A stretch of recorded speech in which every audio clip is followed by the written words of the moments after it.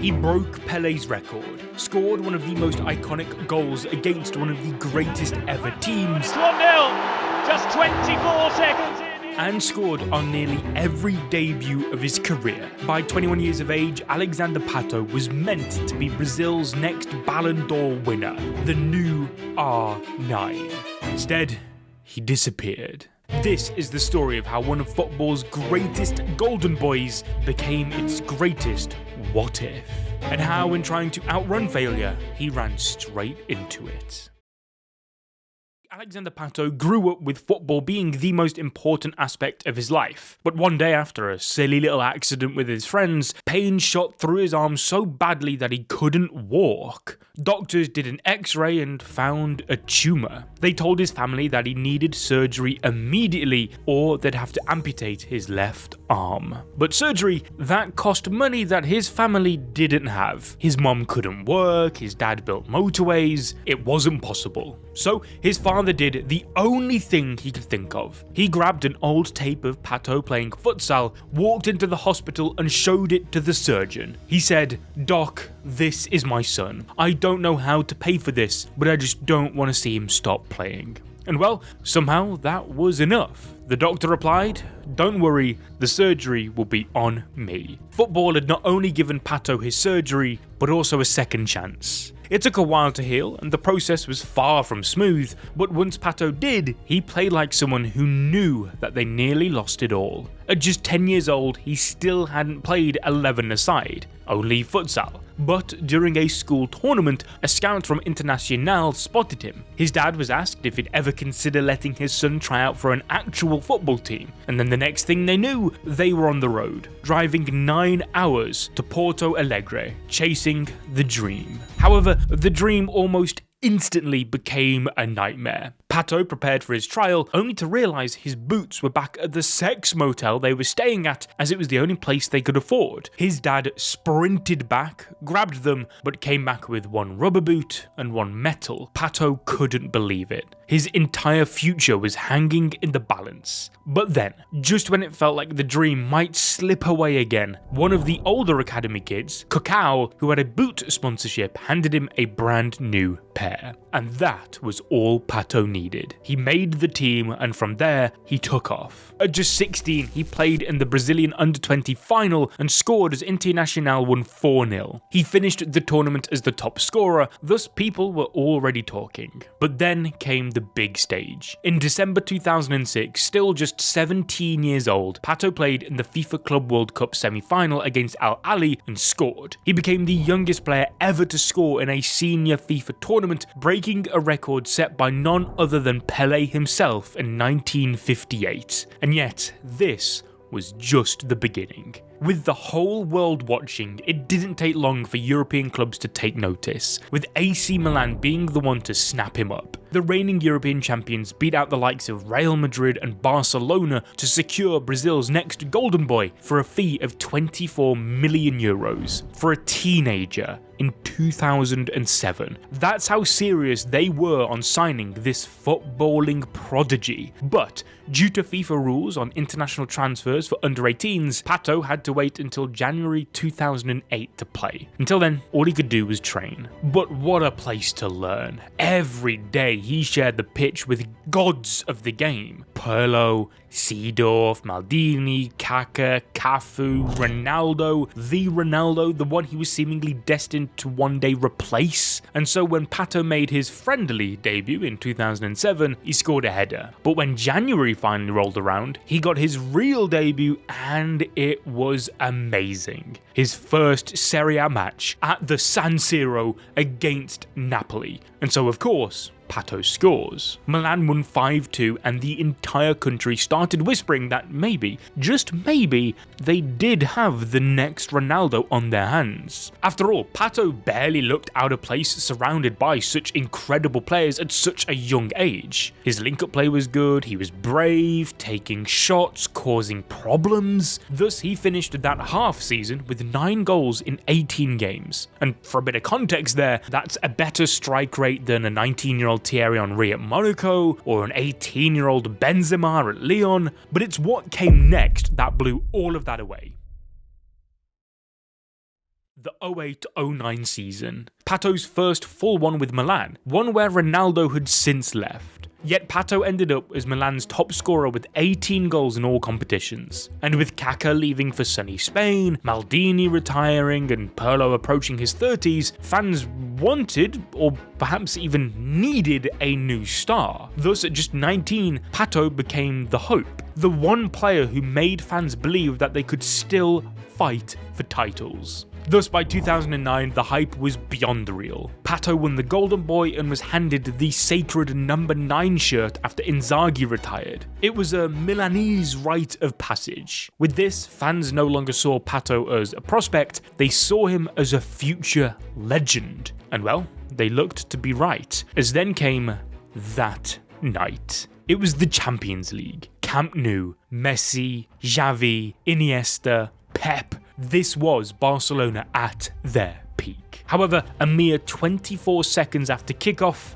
the net rippled. Pato took one big touch past Busquets, burst into open space, and slotted the ball straight through the legs of Victor Valdés. It's hard to understate just how brilliant this goal was. It is up there with some of the most iconic in Champions League history. Even Pep Guardiola later joked that not even Usain Bolt could have caught him. But what mattered more than the goal itself was what it represented. Pato had now arrived. He wasn't just Milan's future, he was Brazil's. And in his mind, the world was next. He started to picture it already, standing on a stage in a tuxedo, Ballon d'Or in hand. And I mean, who could blame him? Every football fan on the planet began saying the same thing, how it was his destiny. There was no way Pato wouldn't win it. Even he himself admitted how, in my head, I was already holding the Ballon d'Or. And yet, that same speed that took him past Busquets was about to take him somewhere else entirely, to a place Pato would never escape.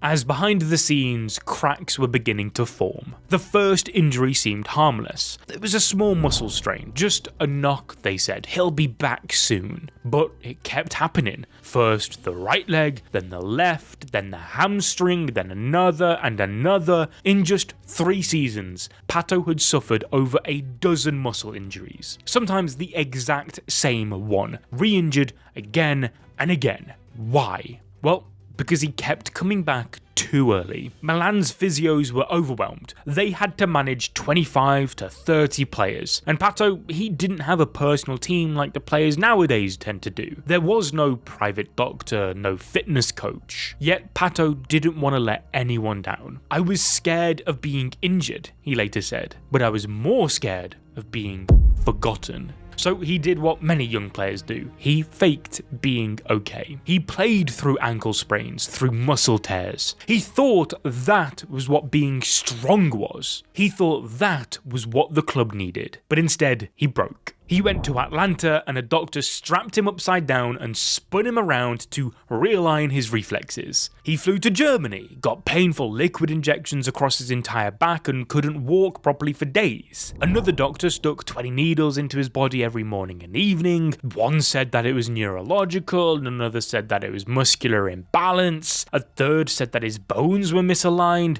Doctor number 6, 7, 8, each one doing something different, yet 0 knew what was wrong. However, the media had made their own diagnosis. That Pato was soft. As he himself said, they wanted me to fly into tackles. They wanted blood, sweat, and tears. And well, they got tears all right. Nonetheless, the Milanistas began looking at other heroes. The walls around Pato were closing in, but just when he thought that there was an escape, the door slammed shut. It was January 2012, and Paris Saint-Germain made a huge €28 million offer. Ancelotti wanted him. It was a fresh start. It was perfect. And Pato agreed. He tells Milan that he's ready to go, but Silvio Berlusconi says no. The same man who once called him family, the same man whose daughter Pato was dating, blocks the move. And suddenly, everything changed. He was still just 22, but Milan no longer saw him as this prodigy. He was now the guy they tried to sell. He was the guy who let them down. Pato was isolated, mentally exhausted, and spiritually drained. At Internazionale, his parents did everything for him. At Milan, he was alone in a foreign country. No family nearby, no team built around around his needs,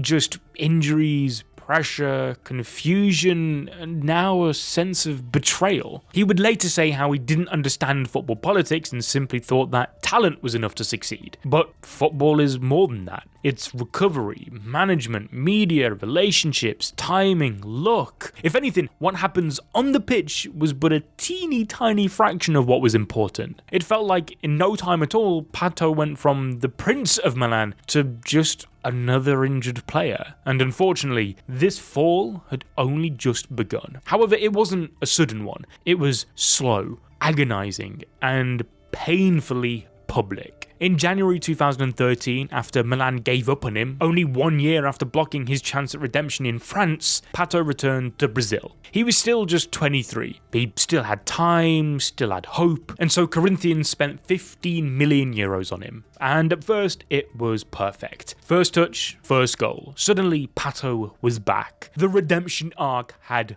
begun. But it didn't last long. The fans had expectations. You don't just return to Brazil for that amount of money and not deliver. And so when Pato started missing, they turned on him, which was only made worse when he missed this. But the real breaking point came in the Copa do Brasil. It was the quarter-final, Corinthians versus Grêmio. Penalty shootout, all square, and then Pato steps up. But instead of blasting it like a player with something to prove, he tried a Panenka. Not just any Panenka, one of the worst I have ever seen. And with it, Corinthians were knocked out. The abuse afterwards was terrifying. Pato had to travel to Sao Paulo in a bulletproof car with armed guards. He received death threats as fans broke into the training ground with baseball bats and knives. For Pato, his time in Brazil was no longer about football anymore, it was survival. So when Sao Paulo offered a way out, Pato took it even if it was just a loan, and even if Corinthians had to pay half his salary just to get rid of him. But oddly enough, he found something again. Between 2014 and 15, Pato scored 38 goals in 98 games. He was happy, he was healthy, the fans loved him. It looked like maybe, just maybe, he was back to his best again. And so when Chelsea came calling in January 2016, he said yes. It was his time for another shot in Europe, a chance to prove the world that the prince could still become the king. However, Pato arrived out of shape and barely played. Just 2 games and only 1 goal, a penalty against Aston Villa. Chelsea didn't even consider keeping him. And let's be real, I mean, how many of you guys actually even remember him playing for Chelsea? If you do, leave a like. Because nonetheless, Pato simply returned to Corinthians as an unwanted man yet again. And that's when he made the first move of his career all by himself. He called Daniel Bonera, his old Milan teammate, and asked if Villarreal might be interested in him.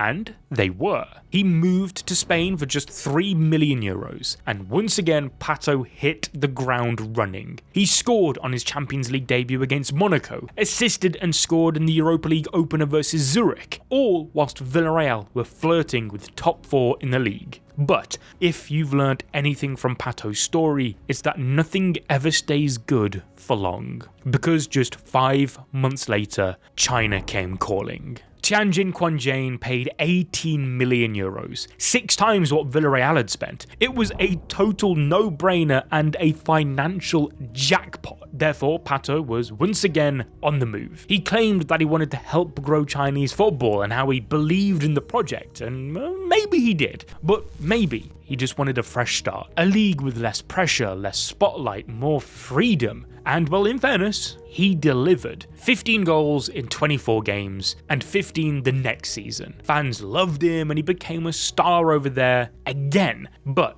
ready for the plot twist? It didn't last. Shock. I know. But for different reasons this time. One's completely outside of his control. Because you see, behind the scenes, the club's owner was being investigated. He was accused of false advertising, pyramid schemes, and fraudulent medical practices. The scandal exploded after the death of a young cancer patient who had been taken off chemotherapy in favour of the company's products. And so in the end, the entire club dissolved. Just like that, just when Pato had escaped the drama of football, he was left adrift again. No contract, no country, no plan. Just another restart again. However, Pato's next stop wasn't a club. It was LA, the city of dreams. He lived in complete luxury. The best hotels, flashy cars, VIP parties, everything money could buy. But no matter what, it all felt empty to Pato. One night, surrounded by strangers and chaos, he had a moment of clarity. This wasn't the life he wanted, not anymore. And so he sent a message to someone who knew the version of him before the fame, Rebecca. They caught up, talked, laughed, the kind of genuine connection that Pato hadn't felt in years. Soon after, she brought him to church to reconnect with something deeper, and that was the turning point. He found something far more valuable than any contract or trophy. He found God. And not long after, Rebecca became his wife. For the first time in a long time, Pato wasn't chasing dreams because he had found where he belonged. But football still had a role to play in his story. Thus, in 2021, he signed for Orlando City. It was a quiet transfer, one that I'm sure many of you didn't even know happened. There was no headlines, no spotlight on him. It was just how he liked it, just how he needed it. But then, just as he started, another injury hit.